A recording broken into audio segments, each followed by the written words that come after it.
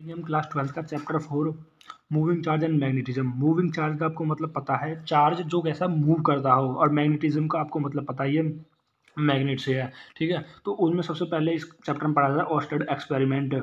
Oersted experiment एक scientist है जिन्होंने क्या बताया था, उन्होंने बताया था कोई भी वायर है जिसमें करंट फ्लो होगा तो उसके चारों ओर मैग्नेटिक फील्ड बनेगी। जैसे मान लो ये हमारा, मान लो इस पेन को मान लेते हैं एक वायर है, अगर उसमें से करंट फ्लो होगा तो इसके चारों तरफ क्या बनेगी, मैग्नेटिक फील्ड बनेगी। उन्होंने कैसे किया था एक्सपेरिमेंट, उन्होंने एक वायर बनाया था और उसके तरफ क्या लग दिया था, मैग्नेटिक कंपास रख दी गई थी।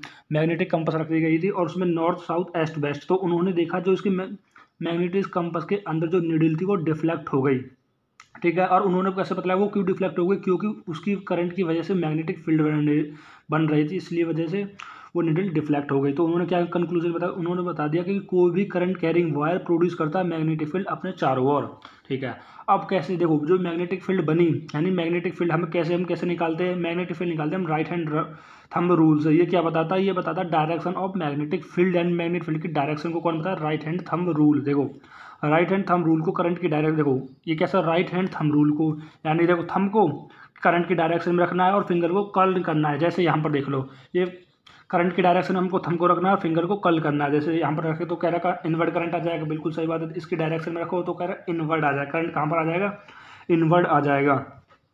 ठीक है, तो ये आपको right hand thumb rule direction magnetic निकालनी आ गई। अब जैसे कुछ क्वेश्चन दे रखे, जैसे आपने देखे वायर इस तरह से, मतलब ये वायर है तो इस आपको थंब को कहाँ पर रखना, करंट की डायरेक्शन में, तो थंब को करंट की डायरेक्शन में, फिंगर को कर्ल करो, फिंगर को कर्ल करो तो कहाँ पर करंट आ रहा है, आउटवर्ड, यहाँ से पी पॉइंट पर बाहर की तरफ करंट आ रहा है। जबकि और क्यू पॉइंट पर देखो इस तरह से रखोगे, जब इस तरह से रखोगे तो कहाँ पर आएगा, कहाँ पर आएगा, अंदर की तरफ आ जाएगा, तो इनवर्ड करंट आ जाएगा। ऐसे क्यू पॉइंट पर देख लो, देखो अब यहाँ पर कह रहा है इसकी वजह से क्यू पॉइंट पर, देखो इसका मतलब कभी ये होता है, जैसे डॉट, डॉट का मतलब होता है करंट बाहर की तरफ आ रहा है। करंट कैसे आ रहा है, देख करंट इस तरह बाहर की तरफ आ रहा है। ठीक है, जब कह रहा है करंट को, देखो थंब को करंट की डायरेक्शन को, फिंगर को कर्ल करो, तो आप खुद करके देख रहे हैं तो करंट कहाँ, मैग्नेटिक फील्ड की डायरेक्शन डाउनवर्ड आ जाएगी, और क्यू पॉइंट पर कहाँ पर आ जाएगी, जब कह बाहर तरफ करंट कर रखोगे तो किस तरह से आ जाएगी, अपवर्ड की ओर कह रहे मैग्नेटिक फील्ड की डायरेक्शन आ जाएगी। देखो अब इस क्रॉस का मतलब क्या होता है, इनवर्ड कह रहा है, हमारा करंट कहाँ पर है, इनवर्ड करंट है, तो इसकी इनवर्ड, देखो इनवर्ड करंट की वजह से यहाँ पर देखो करंट, थंब को करंट की डायरेक्शन में रखा, क्यों करंट अंदर की ओर, और फिंगर को कॉल करो, फिंगर को कॉल करा तो कहाँ पर आया, अपवर्ड की ओर। देखो फिर मैग्नेटिक फील्ड की डायरेक्शन बता दी ऊपर की ओर है, और पी पॉइंट पर मैग्नेटिक फील्ड डायरेक्शन नीचे की ओर है। ठीक है, अब उसमें दूसरे साइंटिस्ट आते हैं, कौन से साइंटिस्ट, इसका नाम होता है बायोट सवार्ट लॉ। बायोट सवार्ट लॉ क्या होता है, ये कह रहा है कितनी मैग्नेटिक फील्ड बनी, ये भी ये बताता है कि मैग्नेटिक फील्ड के बारे में बताता है। ठीक है, calculation of magnetic field, magnetic field को रिप्रेजेंट कर देते हैं बी वेक्टर से, क्योंकि वेक्टर इसलिए क्योंकि वो वेक्टर क्वांटिटी होती है, इसलिए हम वेक्टर लगाते हैं, एरो लगाते हैं। एंड ये डायरेक्शन ड्यू करंट, बिल्कुल सही बात है। किसी, देखो करंट की वजह से वो डायरेक्शन नहीं बताता, किसी करंट एलिमेंट की वजह से कितनी मैग्नेटिक फील्ड बनी है उसको बताता है। जैसे हमारे पास ये मान लो करंट एलिमेंट है, इस करंट एलिमेंट छोटा सा हमने क्या ले लिया, सॉरी ये पूरा करंट है, उसमें से करंट एलिमेंट ले लेना जिसकी लेंथ मान लो डीएल लेंथ हो जाएगी, छोटी सी है तो इसलिए डी लगा देते हैं, तो डीएल। और कह रहा है कि कितनी दूर आर डिस्टेंस दूर पी पॉइंट पर, कितनी दूर आर डिस्टेंस दूर पी पॉइंट पर। ठीक है, और इनके बीच में थीटा एंगल हो जाएगा, तो अगर कितनी मैग्नेटिक फील्ड बनेगी, देखो बायोट सवार्ट लॉ यही बताता है मैग्नेटिक फील्ड के बारे में, कितनी मैग्नेटिक फील्ड बनी, लेकिन किसकी वजह से बताता है, किसी करंट एलिमेंट की वजह से बताता है। तो जब वो कह रहा है कि इसकी क्वेश्चन क्या आता है, मैग्नेटिक फील्ड की वजह से mu not upon 4 pi, mu not upon 4 pi I D L vector into R vector into R cube, जो और म्यू नॉट इंटू 4 पाई की वैल्यू तो 10⁻⁷। ठीक है, ये इसका ये तो वेक्टर फार्मूला होता है। ठीक है, देखो आपको वेक्टर का फार्मूला और मैग्नीट्यूड का मतलब अब तो पता होगा। ठीक है, और देखो मैग्नीट्यूड का मतलब इसमें कह रहा है डायरेक्शन, ये तो आपको 11th में पता होगा, जैसे वेक्टर और मैग्नीट्यूड के बारे में। तो अगर नहीं पता तो मैं इसके बारे में बता दूंगा, कमेंट करके कह सकते हो। देखो अब हम स्केलर कह रहे हैं, देखो अब अगर बायोट सवार्ट लॉ का स्केलर फॉर्म क्या हो जाएगी, म्यू नॉट अपॉन 4 पाई। जब भी आप जानते हो, जब भी क्रॉस को हटाते थे वो क्या आता है, साइन थीटा, जब को डॉट यहाँ पर डॉट होता तो कॉस थीटा था, क्रॉस को हटाने से साइन थीटा, तो बन जाएगा आइडियल साइन थीटा। ठीक है, और यहाँ पर एक आर और एक आर इसको काट देगा, इसलिए आर स्क्वायर बच जाएगा। तो कह रहा है ये वेक्टर स्केलर फॉर्म में इसका आ जाएगा। और डीएल क्या है, डायरेक्शन ऑफ द करंट, बिल्कुल सही बात है। जो डीएल वेक्टर होता है वो किसकी डायरेक्शन में होता है, देखो करंट की डायरेक्शन में डीएल वेक्टर हमेशा रहता है, याद रखना डीएल वेक्टर कह रहा है करंट की डायरेक्शन में रहता है। ठीक है, और magnetic field is the zero on the axis of the current element, बिल्कुल सही बात है। वो कह रहा है कि करंट एलिमेंट के एक्सिस पर मैग्नेटिक फील्ड जीरो होती है। देखो ये डीएल वेक्टर है और इसमें जैसे मान लो कह रहा है यहाँ हम आर ले लेते हैं, इतनी डिस्टेंस आर डिस्टेंस दूर ले लेते हैं, तो यहाँ पर मैग्नेटिक फील्ड जीरो होती है। क्यों जीरो होती है? क्योंकि आपको पता होना चाहिए जो थीटा है वो थीटा किसके एंगल होता है? कह रहे थीटा एंगल डीएल वेक्टर और आर वेक्टर के बीच में एंगल होता है। कह रहे डीएल वेक्टर और आर वेक्टर के बीच में एंगल होता है।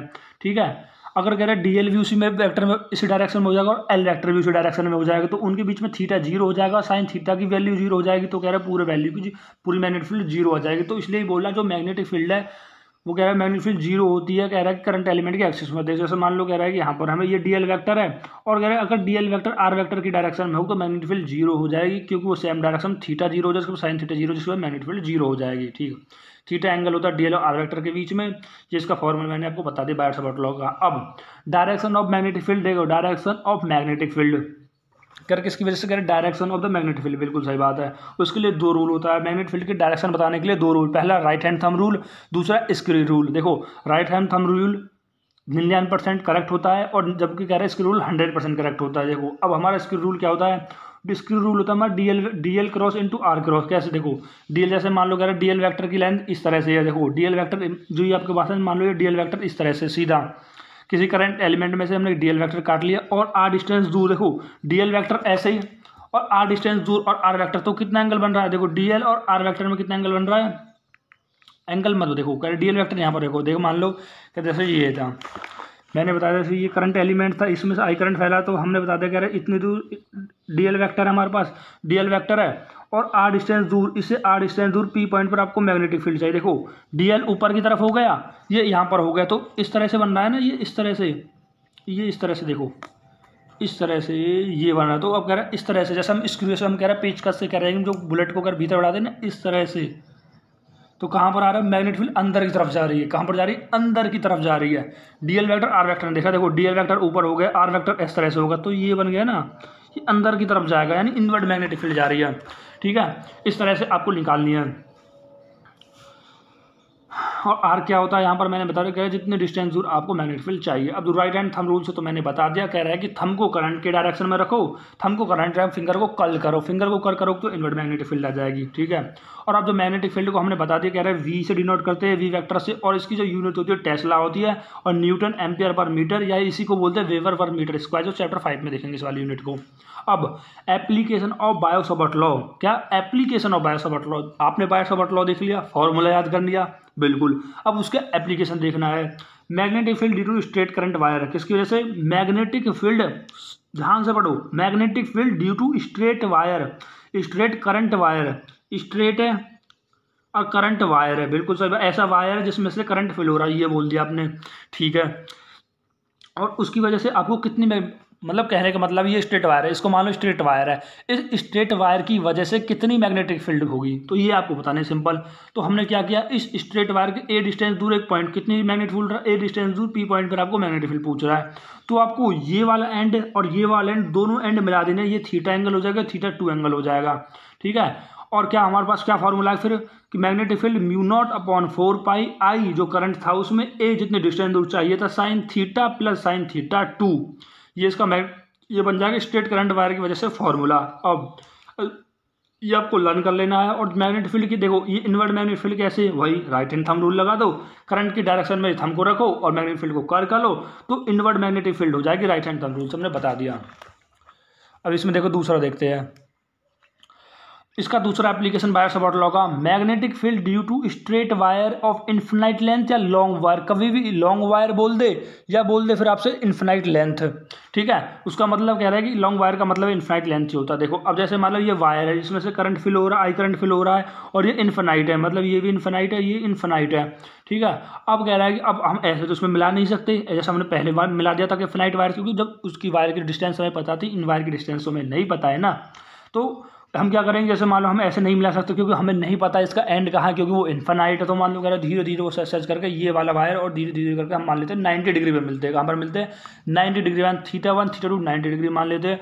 वही फॉर्मूला ना, देखो जो हमारा किसके लिए था, फिनाइट वायर के लिए मैग्नेटिक फील्ड आई थी म्यू नॉट अपॉन 4πI/A और साइन 90 अब वैल्यू की हो जाएगी थीटा और थीटा, यहाँ पर तो थीटा ऐसे ही थीटा तो बनेगा नहीं यहाँ पर सीधा सीधा सीधा, क्योंकि मैग्नेटिक फील्ड हम जानते हैं ना, कहीं हम बोल देते हैं ऐसे जा कह रहा कहीं मिलेंगे तो कह रहा ऐसे जब मिलेंगे तो कह रहा एंगल 90 बन जाएगा, कह रहा तो साइन 90 की वैल्यू 1 होती है, साइन 90 की वैल्यू 1 + 2 हो जाएगी तो 2IA हो जाएगी। याद रखना फिनाइट वायर की magnetic field mu not upon 4π2I/A, तो ये आपको लर्न कर लेनी है। दूसरी magnetic field due to straight wire of semi infinite length. क्या मैग्नेटिक फील्ड देखो स्ट्रेट वायर कैसा, कह रहे वायर तो स्ट्रेट है लेकिन सेमी इनफिनाइट लेंथ है, मतलब कह रहे हैं इसको एक एंड के बारे में मान लो, जैसे कह रहा है कि हम देखो इस एंड पे हम खड़े हो गए और दूसरा एंड हमको पता नहीं है कहाँ तक जा रहा है, एक मतलब एक एंड पे आप यहाँ पर खड़े हो गए हो और दूसरा एंड इनफिनाइट तक जा रहा है, ठीक है, एक एंड का तो हमें पता चल गया, तो इससे ए डिस्टेंस दूर P पॉइंट पर आपको मैग्नेटिक फील्ड चाहिए, तो कह रहा मैग्नेटिक फील्ड देखो पहली बात तो मैग्नेटिक फील्ड अंदर हो जाएगी राइट हैंड थंब रूल से, और magnetic field mu not upon 4πI/D I/D हो जाएगी, जो हमारा करंट इसमें फ्लो हो रहा है, डी डिस्टेंस दूर, ये ए बोल दिया डी बोल दो, मैंने डी डिस्टेंस ले लिया है, आप यहाँ पर ए भी ले सकते हो, ठीक है। ये सेमी इसकी हाफ होगी, देखो जितनी कह रहा है कि इन्फिनाइट की इसकी हाफ हो जाएगी, कह रहा है I/D जनरली, ठीक है। अब देखते हैं magnetic field at the centre of the circular current loop. देखो ये सर्कुलर है, ये सर्कल है, इसमें यहाँ पर आई करंट फ्लो हो रहा है, तो उसकी वजह से मैग्नेटिक फील्ड, देखो इसका एक नया तरीका होता है, पहले हम राइट हैंड थंब रूल से क्या करते थे, थंब को करंट की डायरेक्शन में रखते थे, लेकिन अब आपको थंब करंट की डायरेक्शन में नहीं रखना है, अब आपको फिंगर को कल कर देना करंट की डायरेक्शन में, फिंगर को कल करना करंट की डायरेक्शन में, और थंब कह रहा है कि डायरेक्शन बता देगा मैग्नेटिक फील्ड की। ध्यान से देखो किसी भी कोयल के लिए जैसे स्पेयर हो गया, सर्कल हो गया, हमारे स्क्वायर हो गया, ये सब जितने भी होते हैं उनके लिए कह रहे हैं एक ट्रिक है, जनरली आप निकाल राइट हैंड थंब रूल से भी निकाल सकते हो, लेकिन हम कह रहे हैं कि यहाँ पर जो ईजी है इसलिए कह रहे हैं फिंगर को कल कर रहे हैं करंट की डायरेक्शन में, और थंब आपको डायरेक्शन दे देगा मैग्नेटिक फील्ड की। देखो लिख भी रखा है करंट की डायरेक्शन में फिंगर को कल करो और thumb direction of magnetic field बता देगा, बिल्कुल। अब कितनी आएगी, म्यू नॉट कह रहा है कि अपन देखो सब में म्यू नॉट अपॉन 4π, जितने भी फॉर्मूला थे म्यू नॉट अपॉन 4π आ रहे थे, जिसकी वैल्यू 10⁻⁷ थी, और इसी में केवल म्यू नॉट अपॉन 2 आ रहा है, ये आपको लर्न करने वाली बात है। मैं इसमें भी म्यू नॉट अपॉन 4π आ सकता है, लेकिन थोड़ा सा वो कह रहा है लॉन्ग हो जाएगा, तो इसमें जो कटपिट किया था म्यू नॉट अपॉन 4πI, जितने सर्कल में करंट फ्लो हो रहा है, ए डिस्टेंस जू सेंटर पर, कह रहा है हमने कहाँ पर निकाली, देखो हमने मैग्नेटिक फील्ड सर्कल के सेंटर में निकाली है, कितनी निकाली है, अगर आपसे कह रहा है मैग्नेटिक फील्ड सेंटर में कि म्यू नॉट अपॉन 2I/A, जितने भी फॉर्मूला है आपको लर्न होने चाहिए, आपको डेरिवेशन आए या नहीं आए, लेकिन फॉर्मूला लर्न होने चाहिए। अब जैसे मान लो एक सर्कल है, ऐसे एक और सर्कल हो सकता है, एक और टर्न हो सकता है, एक और, तो कह रहा है कितना नंबर ऑफ टर्न, यानी इंस्टेड ऑफ सिंगल लूप है, एक लूप है, is there of coil N turn, बहुत सारे कॉइल टर्न होते तो एन से मल्टीप्लाई कर देना, जितने नंबर ऑफ टर्न होंगे, बिल्कुल सही बात है। अब देखो मैं आपको एक स्पेशल केस बताता हूँ, जैसे बोल दिया मैंने सर्कल है, ठीक है, सर्कल की आपको क्या पता है, आपको सर्कल की पता है कि मैग्नेटिक फील्ड कह रहा है कि सेंटर पर कह रहा है कितनी होती है, सब बोलेंगे एक स्वर में, म्यू नॉट अपॉन 2I/A, यही होती है, बिल्कुल यही होती है। आपसे बोल दिया जाए सेंटर पर r डिस्टेंस दूर, कह रहा है सेंटर पर कितनी मैग्नेटिक फील्ड होगी, कह रहा है r डिस्टेंस दूर मैग्नेटिक फील्ड कितनी होगी, ठीक है, ये तो आपने ये बता दी इतनी होगी, बिल्कुल सही बात है। आपने बताया जिसमें आई करंट फ्लो हो रहा है तो मैग्नेटिक फील्ड आपने बता दी।